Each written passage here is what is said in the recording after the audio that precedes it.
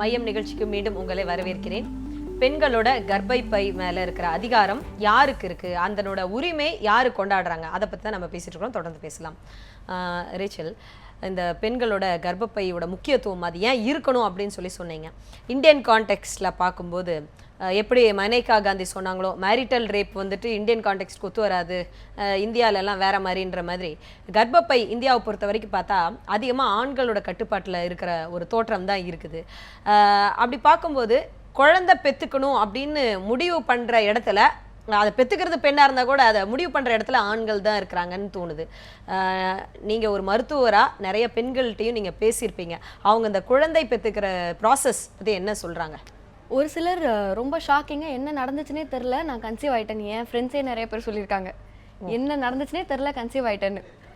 இது இல்லாமல் இப்போ தான் கண்டிப்பாக இல்லை அப்படின்னா என்னென்ன கூட முழுமையாக புரிஞ்சிக்கவே முடியாத போதே அவங்க கன்சீவ் ஆகிடுறாங்க. கன்சீவ் ஆன பிறகு 3 மாதம் வரைக்கும் கண்டிப்பாக they should not be having sex. அதுக்கப்புறமா 6-7 மாதம் அவங்களுடைய உடல் வேறு மாறுதல்களை உள்ளாகும். அந்த நேரத்துலையும் ஆணுக்கு தேவைன்னா கண்டிப்பாக அவங்களுக்கு வேண்டியதை எடுத்துக்கிறாங்க.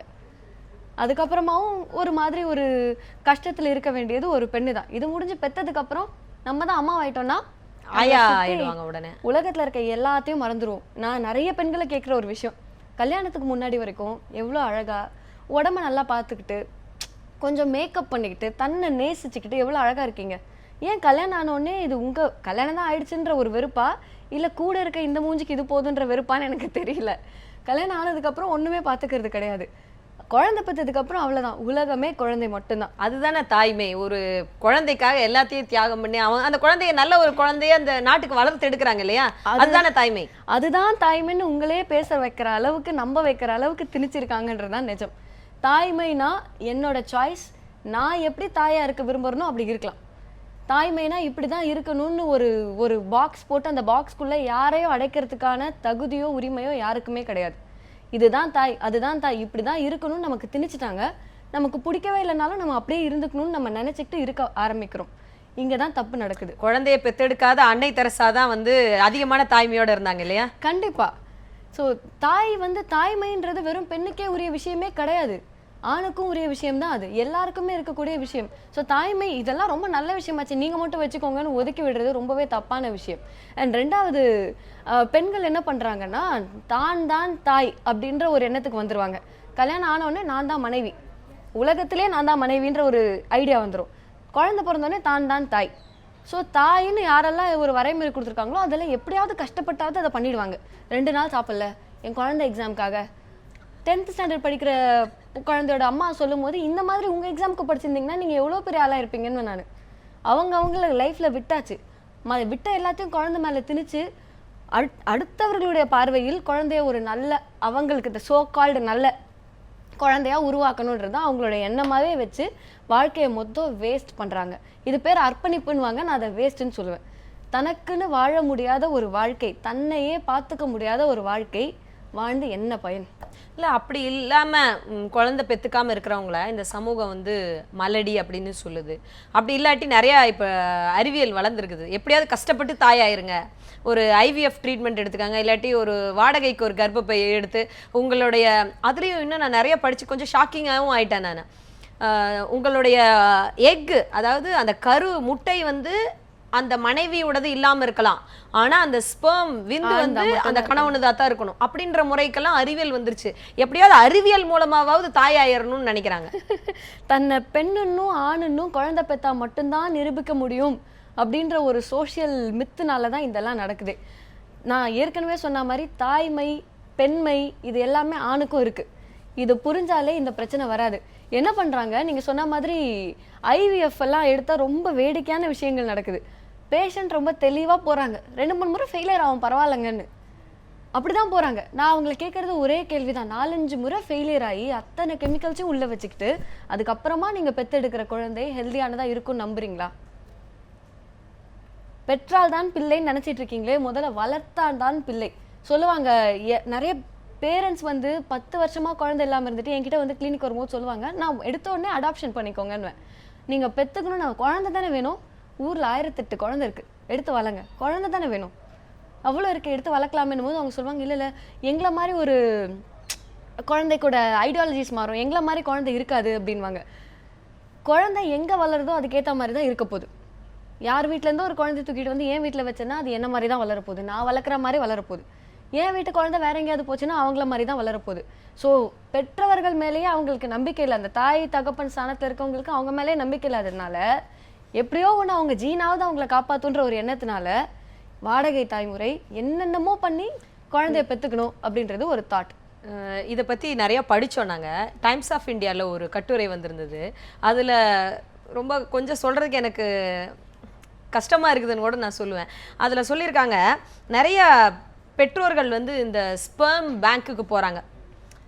இயற்கை மூலமாக அவங்களால குழந்தை பெற்றுக்க முடியாது, அவங்கள்ட்ட அந்த விந்துவே இல்லை, அதாவது அந்த தகுதியான விந்து இல்லை அப்படின்றவங்க வந்து ஸ்பெர்ம் பேங்க்குக்கு போகிறாங்க.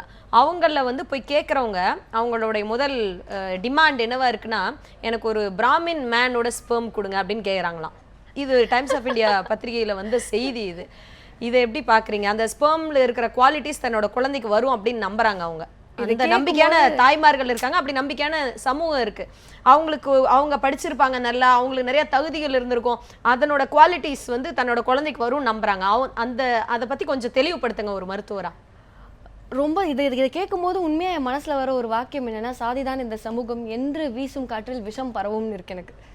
இந்த சாதியம் வந்து நம்மளை எந்த அளவுக்கு மேலோங்கி நிற்குதுன்னா, நம்மளை எந்த வகையிலுமே யோசிக்க விடாம ஒரு பிராமினோட குழந்தையா இருந்தா ரொம்ப நல்லா இருக்கும், அப்படிதான் எனக்கு வேணும்னு அதுல கூட ஜாதி பார்க்குறவங்க பெத்தா என்ன பெத்துக்கலன்னா என்ன, இவங்க கிட்டேருந்து வர போற குழந்தை எப்படி இருக்க போகுது, அவங்க வளர்க்க போற குழந்தை எப்படி இருக்கும், இவங்களை விட இன்னொரு பேக்வேர்ட் ஆஃப் ஜாதித்தனம் இருக்கிற ஒரு குழந்தைய தான் வளர்க்க போறாங்க. இது என்னுடைய ஃபிலாசபிக்கல் பாயிண்ட். ஃபிசிக்கலி பார்த்தீங்கன்னா, ஒரு குழந்தை இம்யூன் பவரும் அம்மா தாய் தகப்பன் கிட்ட இருந்து இம்யூன் பவரும் ஒரு சில ட்ரைட்ஸும் மட்டும்தான் கொண்டு வரப்போகுது. மற்ற எல்லாமே வேற ஒரு குழந்தை என் வீட்டுக்கு வந்தாலும் என்னால் எனக்கேற்ற மாதிரியோ இல்லை அந்த குழந்தைய சுயமாக சிந்திக்க வைக்கிற மாதிரியோ சக்ஸஸ்ஃபுல்லாக இருக்க வைக்கிற மாதிரியோ வளர்க்க முடியும். இதுதான் நிஜம். நீங்கள் ஒரு 100% அப்படின்னு வச்சுக்கோங்க, ஒரு குழந்தையோட 100% கேரக்டரில் எவ்வளோ, ஒரு ரொம்ப அக்யூரேட்டாக வேண்டாம், ஒரு குறைந்தபட்சமாக எவ்வளோ ட்ரெய்ட்ஸ், எவ்வளோ பர்சன்டேஜ் வந்து பயாலஜிக்கலாக அந்த ஜீன், இந்த சோகால்டு ஸ்பெர்ம் அண்ட் எக்கில் இருந்து வர்ற ட்ரெய்ட்ஸ் அந்த குழந்தைக்கு இருக்கும், எவ்வளோ பர்சன்ட் வந்து தன்னுடைய சுற்றுப்புற சூழல்ல இருந்து 10% தான் இருக்கும். இன்ஹெரிட்டட் குவாலிட்டிஸ் 10% தான் இருக்கும் தனக்குள்ளே இருக்கிறது, மற்றதெல்லாம் அக்யூர்ட் தான். வெளியே பார்க்கறது பேசுறது, ஏன் நல்லா படித்தவங்க வீட்டில் வளர்கிற குழந்தைய, நல்ல பேரண்ட்ஸ், வெல் எஜுகேட்டட் குழந்தைய கூட்டிகிட்டு போய் பக்கத்தில் எங்கேயாவது ஒரு ஸ்கூல் போகாத குழந்தைங்களோட விட்டு பாருங்க, குழந்தை கொஞ்ச நாளில் லோக்கலாகவும் பேசலாம். அந்த வீட்டு குழந்தைய கூட்டிகிட்டு வந்து நல்லா படித்தவங்க வீட்டில் இருக்க வச்சு பாருங்க, குழந்தையோட வாக்கியங்கள் மாறும். நம்ம முதலாவது ஆங்கிலம்ன்றது ஒரு அறிவாக பார்க்கறத விடணும். அதே மாதிரி மருத்துவ முறையில் எப்படியோ ஒன்று நான் குழந்தை பெற்றுக்கணுன்ற ஐடியாவை நிறுத்தணும். ஏன்னா குழந்தை இல்லைன்றது நிஜம். நிஜத்தை ஏற்றுக்க பயம் இருக்கு பாருங்க. நிஜம் எனக்கு வேண்டான்னு நம்ம ஒதுக்கும் போது தான் இந்த மாதிரி ஆர்டிஃபிஷியல் எல்லாமே வருது. அது ஒரு பெரிய பிஸ்னஸ், ரொம்ப பெரிய பிஸ்னஸாகவே இருக்கு. ஒரு பேட்டியில் என்ன கேட்டாங்க, மருத்துவ முறை வளர்ச்சி பற்றி நீங்கள் என்ன நினைக்கிறீங்கன்னு கேட்டபோது நான் தெளிவாக சொன்ன விஷயம், சாவு நிஜம். அந்த நிஜத்தை நான் என்னைக்கு நான் வந்தா பரவாயில்லன்னு அக்செப்ட் பண்ணுறனோ அன்னைக்கு இவ்வளோ நாங்கள் அட்வான்ஸ் பண்ணிட்டோன்ற வளர்ச்சியே தேவை கிடையாது. கண்டிப்பா. இந்த குழந்தை பெற்றுக்கிற அந்த பிஸ்னஸ் பற்றி வரும்போது, ஜார்ஜ் பெர்னார்ட் ஷா கிட்ட ஒரு அழகி கேட்டதா சொல்லுவாங்க, என்ன மாதிரி அழகாகவும் உன்ன மாதிரி அறிவாளியாகவும் ஒரு குழந்தை வேணும், அதனால நம்ம கல்யாணம் பண்ணிக்கலாம் அப்படின்னு சொன்னதுக்கு ஜார்ஜ் பெர்னார்ட் ஷா ஒரு பதில் சொல்லுவாராம், உன்ன மாதிரி அழகாகவும் என்னோட அழகுலையும் உன்னோட அறிவுலையும் அந்த குழந்தை பிறந்துச்சுன்னா என்ன பண்றது அப்படின்னு. இது பற்றி ஒரு செய்தி தொகுப்பு இருக்குது, அதை பார்த்துட்டு நம்ம தொடர்ந்து பேசலாம்.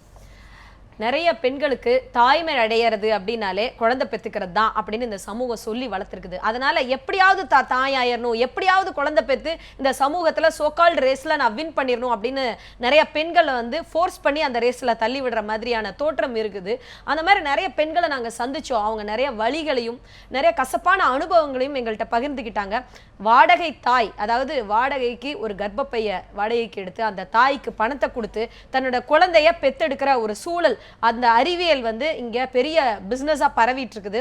அந்த வாடகை தாய்மார்களோட வழிகளை நாங்க போய் நேர்ல கேட்டோம். அதை பத்தி ஒரு பதிவு இருக்கு, அதை இப்ப பார்க்கலாம். இயற்கை பெண் இனத்துக்கு உயிரினத்தை மறு உற்பத்தி பண்ற ஆற்றலை கொடுத்திருக்கு. அதுக்கு காரணம் கர்ப்பப்பை. ஆசைப்பட்ட எல்லாத்தையுமே காசு இருந்தா வாங்கலாம், அம்மாவை வாங்க முடியுமான்னு படங்கள்ல வர்ற பாடல்கள்ல கேட்டிருப்போம்.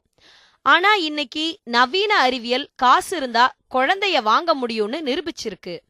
குழந்தைய பெத்துக்கலன்னா பெண்ணுக்கு மலடின்னு பட்டம் சூட்டுற இந்த சமூகம் வாடகைக்கு கர்ப்பப்பையை எடுத்து குழந்தைய பெத்துக்கிற வழி ஏற்படுத்தி இருக்கிற அறிவியலுக்கு ஏகபோக வரவேற்பை கொடுத்திருக்கு. ஆனா இந்த அறிவியல் பல ஏழை பெண்களோட கர்ப்பப்பைய காசு பார்க்குற இயந்திரமா மாத்திருக்குன்னு பலர் சொல்றாங்க. 10 மாதம் சுமந்து பெற்று கொடுத்தமே அவங்க இன்னொரு இடத்துல வளருதுன்னு சொல்லிட்டு ஒரு கஷ்டம். அந்த பிறந்த நாள் வரும்போதே எங்களுக்கு நாங்கள் நினச்சி பார்ப்போம் அந்த வருஷத்தை கொஞ்சம். அதுதான் கொஞ்சம் ஃபீலிங் இல்லை இருந்தாலும் சந்தோஷமாக இருக்கிறோம். அந்த குழந்தை இல்லாதவங்க ரொம்ப வருத்தத்தோடு இருப்பாங்க. எங்களால் ஒரு குழந்தை அவங்களுக்கு உருவாகுதுன்னா அதனால் அவங்க நல்லா சந்தோஷமாக இருப்பாங்க. அவங்க வீட்டில் ஃபேமிலி நல்லா இருக்கும்னு சொல்லிட்டு நாங்கள் முன் வந்தோம் இது கொடுக்க. காசுக்காக சம்மதிச்சாலும் 9க்கும் மேற்பட்ட மாதங்கள் அந்த குழந்தைய சுமக்கும் போது இயல்பாவே ஒரு தாய்க்கு அந்த குழந்தையோட பிணைப்பு உருவாகிடுது. அந்த குழந்தைய ஒப்படைச்சிட்டு அந்த பெண்கள் கடுமையான உளவியல் சிக்கலுக்கு ஆளாகிறாங்க. மாதம் எனக்கு வந்து 3000 ரூபாய் கொடுத்துன்னு இருந்தாங்க. அதெல்லாம் பிடிக்க போய் மிச்சம் காசு அவங்க கொடுத்துருக்குறாங்க போல்து. இவங்க 50,000 ரூபாய் எடுத்துக்கின்னு மிச்சம் பேலன்ஸ் தான் என்கிட்ட கொடுத்தாங்க. நான் கேட்டேன், இன்னும் 50,000 கம்மியாகுதம்மான்னு சொல்லி கேட்டதுக்கு, இல்லைம்மா அந்தமாரி ஹாஸ்பிட்டலில் தருவாங்க, நீ 15 நாள் கழிச்சு நாங்கள் வர சொல்லியிருக்கிறாங்க, அங்கே நீங்கள் போனீங்கன்னா அவங்களே தந்துடுவாங்க அப்படின்னு சொன்னாங்க. போய் அப்போ அந்த டாக்டர்கிட்ட நான் கேட்டப்போ அவங்க என்ன சொன்னாங்க, இல்லைம்மா நீ அன்றைக்கே நாங்கள் மொத்த அமௌண்ட்டை அன்றைக்கே கொடுத்துருவோம், அதுமாரிலாம் நாங்கள் வச்சுக்க மாட்டோம், நாங்கள் பேசின பணத்தை நாங்கள் கொடுத்தாச்சு. வாடகை தாயா மாறி குழந்தைய பெத்தெடுக்கிற இந்த வேலையால இந்தியாவில் ஆண்டுக்கு $450 மில்லியன் அளவுக்கு பணம் புரளுதுன்னு சொல்றாங்க. 2020 தெற்காசியாவிலேயே சென்னை தான் வாடகை தாய் முறையின் தாயகமா இருக்குன்னு கணக்கெடுப்புகள் இருக்கு. பல வளர்ந்த நாடுகள் வாடகை தாய் முறைய தடை செஞ்சிருக்காங்க. இந்த வியாபாரத்துல பாதிக்கப்பட்டவங்களுக்காக G-Smartங்கிற அமைப்பை ஹரிஹரன் நடத்திட்டு வர்றாரு. 2020 சென்னை தான் வந்து ஏசியாலே மிகப்பெரிய சரகசி ஹப்பாக இருக்க போகுது அப்படின்னு ப்ரிடிக்ட் பண்ணுறாங்க. இது வந்து மருத்துவத்துறையில் பெரிய முன்னேற்றம். இதை வந்து நம்ம ஒன்றும் கிரிட்டிக்காக சொல்ல. அந்த மருத்துவத்துறையில் நடக்கக்கூடிய முன்னேற்றம் வந்து ஒன்றும் படிக்காத ஒரு பெண்ணுடைய வாழ்க்கையை வந்து தீர்மானிக்கிறதா இருக்கக்கூடாது. குறிப்பாக அவங்களுடைய உரிமைகளை மீறுவதற்கான செயல்களில் ஈடுபடக்கூடாது. இதுதான் எங்களுடைய நோக்கம். இந்தியாவுல இந்த வியாபாரத்துல தன்னோட கர்ப்பப்பை மேல அதிகாரமே இல்லாத ஏழை பெண்கள் பலர் இதுல தள்ளப்படுறாங்க. எந்த நேரத்துல எதன் பேர்லயும் உன் மேல ஆதிக்கம் வந்தாலும் கருப்பையை அகற்றி எறின்னு பெரியார் பெண்களுக்காக சொன்ன வார்த்தைகள் தான் நினைவுக்கு வருது. எத்தனையோ ஆதரவற்ற குழந்தைகள் இருக்கிற உலகத்துல இந்த குழந்தைய பெத்து கொடுக்கறதுக்கான மருத்துவ அறிவியல் மனிதனுக்கும் மனிதத்துக்கும் முரணா இருக்குதோங்கிற எண்ணம் கூட வருது. பிரமிளா கிருஷ்ணன், நியூஸ் 7 தமிழ், சென்னை.